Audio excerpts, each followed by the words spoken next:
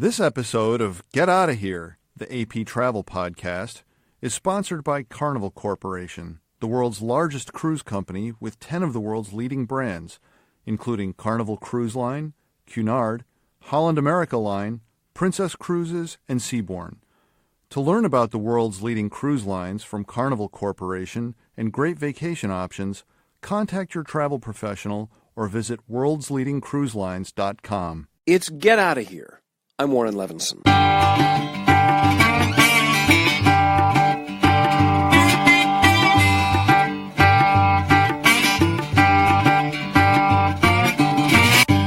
The summer's about here. A great time to hear some of your favorite music. But maybe you've got the voice of your mom playing in your head. I mean, maybe it's just my mom, but I doubt it.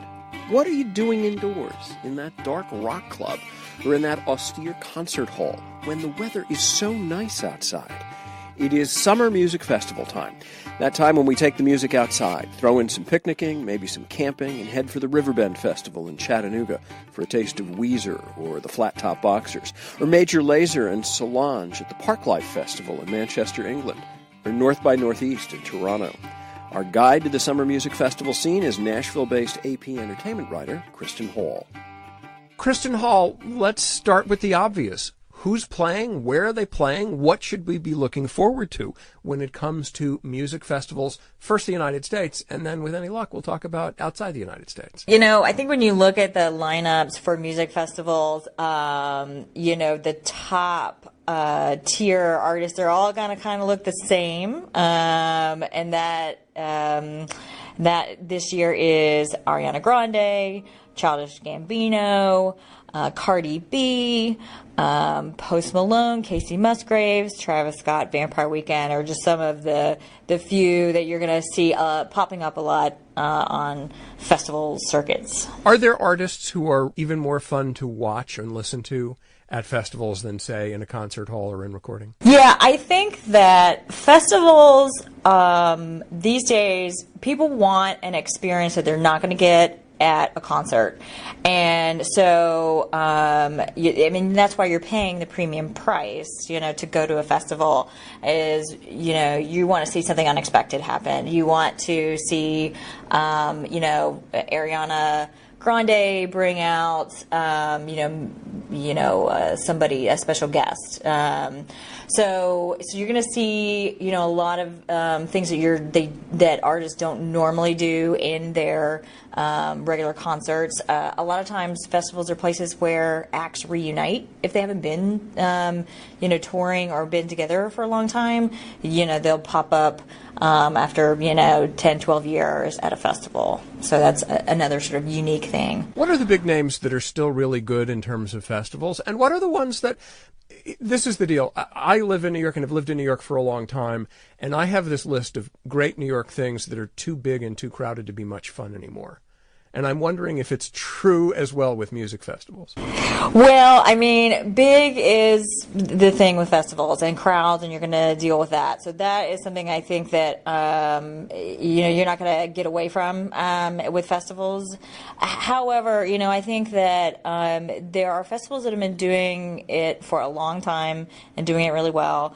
Glastonbury is obviously one of the oldest ones, but then more recent ones like Coachella, Lollapalooza, Austin City Limits, Bonnaroo, all of those have been around for a long time, and they've managed to adapt with changes in the music business and changes to what fans want to see.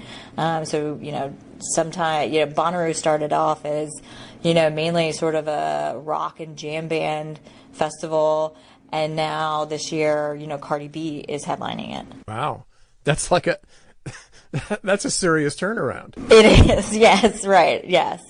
Yeah, I think that's if a lot there's so many more festivals than there ever were, and it takes many years for these festivals to be profitable.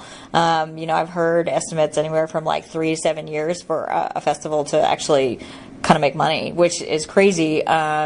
But that's because there's so much competition, for the dollars that music fans are spending. So, they've got to offer something unusual, something they're not going to see, down the road or at a regular concert. Let's talk a little bit consumers about festivals. Let's talk a little bit about, okay, let's say a festival you haven't heard of before that maybe it doesn't have the cachet. You're willing to take a flyer. What should you be looking for to see if they really have their act together? Well, it is sometimes hard for the average fan to sort of know, behind the scenes of like who's putting it on, I think that what you want to look for is that they have adequate, space, parking if you're driving there, space if you're camping, that they have a good, good information about security,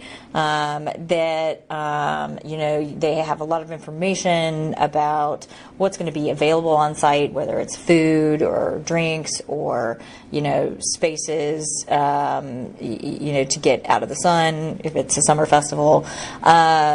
So, I think you just kind of want to look to see that reviews often help a lot. If it's a festival that's been around for more than a year, what are people saying about it online? I think fans, music fans in particular, like to share their opinion, and they'll do so freely about the bands that they like to see, the concerts they like to go to, and the festivals they go to. I heard a sports writer the other day describe this year's Preakness as, well, Pimlico's throwing a big party and they invited some horses. So what I'm suggesting here is the music festival basically a big party, and oh yeah, they got some music there as well? Yeah, it really is about the experience. And obviously you're going because you want to hear music, you want to discover your next favorite band, or you want to, see, 2 or 3 top tier artists all at the same place. But at the same time, I think that a lot of these festivals know that in order to keep people coming back, they have to give them experiences, whether it's, I know a lot of festivals have, different side, stages that like are specifically for like comedy or film or arts, or food. So, I think you're getting the music definitely, but what you're really paying for is a lot of the other stuff, the other experiences that you can have, Do you hear people coming back from festivals saying, man, it was great. We had a great time. It was a great party. Music, yeah, it wasn't that great, but it was, we really had fun. Oh yeah. I think that there are I think in music, fans can be pretty loyal. If you're a country music fan, you've probably picked out a few concerts or artists or festivals that you're routinely going to every year, because it's going to be a good time. You're going to have friends that are going to meet you there, So yeah, I think there's some loyalty there for music fans. They certainly want to try new things, but they also, have a lot of trust in some of the festivals they go to and say, I know they're going to put up a good lineup, often buying tickets before the lineup is even released. It's Get Outta Here, the AP Travel Podcast. More on summer music festivals, plus my favorite trip with Julian Lennon after a break. Download the AP News app for the latest in news, sports, travel, entertainment, and more. Available now for iPhone and iPad. I'm Warren Levinson. Back to AP entertainment writer Kristin Hall on summer music festivals. This is a pretty light show in general, but we have to go to some dark places for this next set of questions, really. You wrote last year about what it is sometimes like for women, particularly women traveling alone at some of these festivals in terms of sexual harassment. Can you recap some of what you found when you looked into this? Yeah, I think in the wake of, Me Too and Time's Up, we wanted to talk to people and women about sexual harassment at festivals and also at, music venues as well. It can happen just about anywhere in any sort of public space. But festivals are very tricky because the crowds are so large. It's often not clear where security is or if there is security present. And there's a sense that, you might be drinking, you might be, enjoying some other. So I think festivals are a really complicated environment, it's not always clear where the safe places are. And so, we talk to a lot of women and women artists, too, about what experiences they've had. And a lot of times it can be something like groping. It can be sexual assaults. There have been sexual assaults reported at festivals, rapes. And so it can really escalate very quickly, and in a big crowd, it's very hard to find a safe space. And so there have been agencies and some festivals that are trying to address it and trying to make sure that women feel comfortable, and not just women, but also LGBTQ as well, people, fans. And so you're starting to see, booths set up at festivals so that, when people come in, they can go get information, and if they see something happens to them, they know where to go. And are there festivals or artists who are doing a credible job in this sort of thing, or is it just, it seems so large to police, and that you, as a promoter, you almost throw up your hands and say, this is an awful world out here. I don't know how I can control it. Yeah, there are. I mean, I think Bonnaroo is one that has been doing some training with a lot of their staff. Because I think even if you're, let's say you're working at a festival, you're handing out beers or, serving food, you may not know, what to look for, or where to go either if you see something happening. And so I think that's a good sign. There's Lollapalooza and Riot Fest, both in the Chicago area, are working with an organization called Our Music, My Body, to bring volunteers in, again, to help with training, to man booths there as well. And to get, even darker, the Route 91 Harvest Festival in Las Vegas, all right, 2017, worst mass shooting in American history, 58 dead, hundreds injured. I understand they're going to try and do it. They're planning on doing it again this year. Does even separate from how they pull it off and how people treat it, what about the issue of security, and has that cast some kind of pall over the whole open air music scene? The Route 91 shooting, it was a country music festival, and so I spent a lot of time talking to people who were there, and not only fans but artists as well. And it was definitely a wake-up call. I think we have seen other instances. There was a bombing at an Ariana Grande concert as well. But I think that what transpired in Las Vegas really encouraged the live music industry to take a look at what they can do to make these festivals more secure. I think it probably also gave a lot of fans some pause when they do consider where, if I'm going to go to a festival, or, even if you're a parent and you're like, should I let my kid go to this festival? So I think that, I think the point is that this is not a new thing. We have seen mass shootings happen everywhere, and it happened at a festival, and it'll probably happen again. But I think that a lot of the industry is trying to take steps to make them more secure. Right. And you'll probably see you're probably already seeing somewhat more security, people being wanded, stuff like that.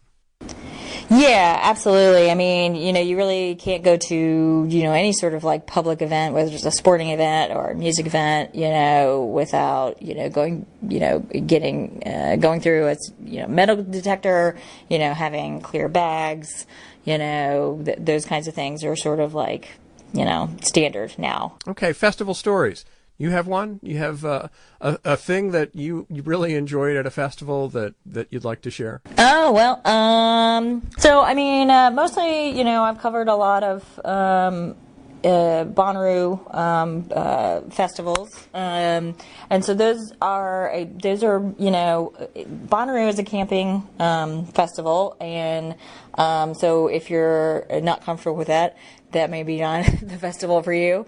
But I think it's really grown. I think it's well over, I think it's 15 years that they've been around. And so they've had a lot of like really cool performances. I got to see U2 play. And they did the full Joshua Tree album, which is, that's again a unique experience that you're not going to get, anywhere else. And I think that was the first time they had ever played a U.S. festival as well. I saw Kanye West at Bonnaroo in 2014, and that was also a very unique experience because he had played that festival about 6 years prior. And it was a disaster. Like, I don't think he went on until like 4:30 in the morning. And so he had, he was headlining in 2014. There was a lot of attention. People wanted to see if he was going to show up. And he did on time. But, he, of course, wanted to air some grievances before the show started. He's Kanye, of course. Isn't that part of the show?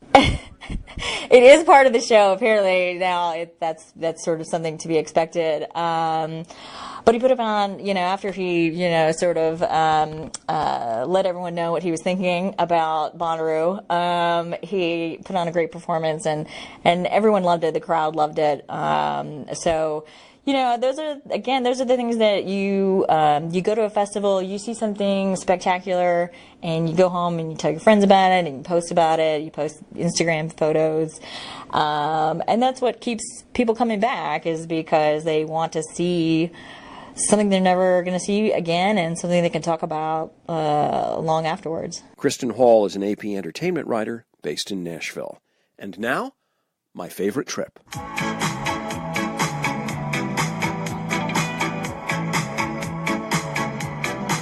Julian Lennon is a musician, a photographer, a social activist, and the eldest son of you-know-who. He's been on 3 trips recently, any one of which might have qualified as the trip of a lifetime for many of us. He talked about them with our colleague, Brooke Lefferts. I was invited on a cruise of sorts. It was private, but it was more like TED Talks on the water. So some of the smartest minds in the world were on the boat. Smartest artists, painters, writers, musicians.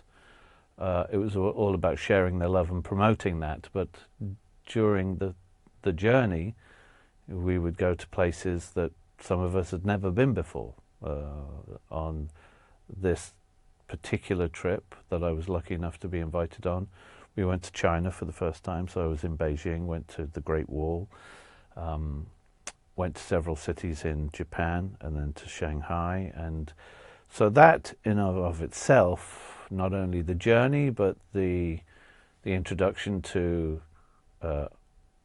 other interesting aspects of life, the head people that were dealing with AI, biochemistry, you name it. I mean, it was very insightful stuff, giving one, yet again, another perspective on life. So that was a unique one. But I'd probably have to say that in reality, the most extreme was the journey through Ethiopia. In the back of a truck for 6 hours at a time to go in that somewhere, in the middle of nowhere.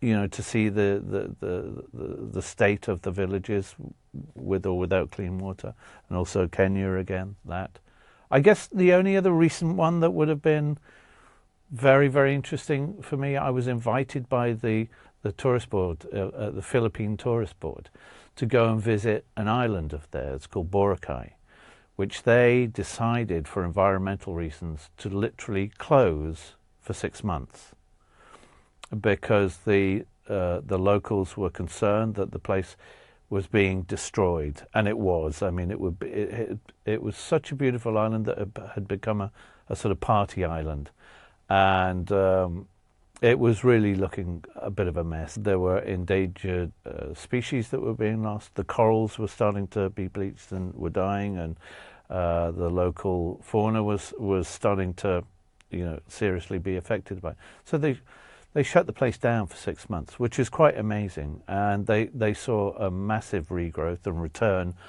by the coral and by local species, especially there was the foxbat, I think it was, which pollinates a lot of the things on the island. So it was quite an important thing.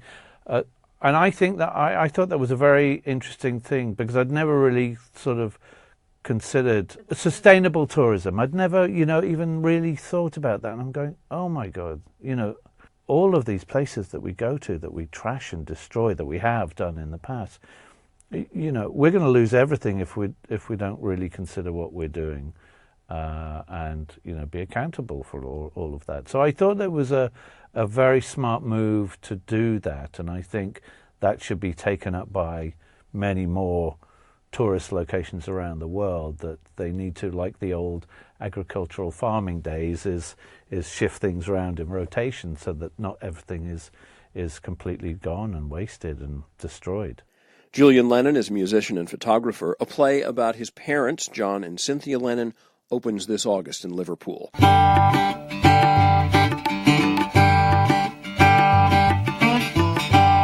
And that's the show. Get Outta Here is produced by the Associated Press under the supervision of Nikessa Moody and Peter Costanzo. I'm Warren Levinson. We'll see you next time.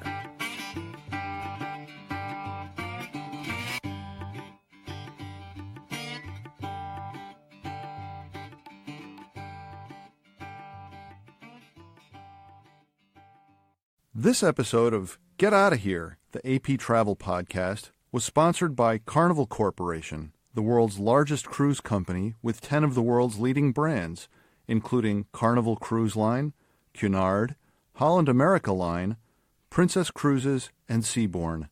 To learn about the world's leading cruise lines from Carnival Corporation and great vacation options, contact your travel professional or visit worldsleadingcruiselines.com.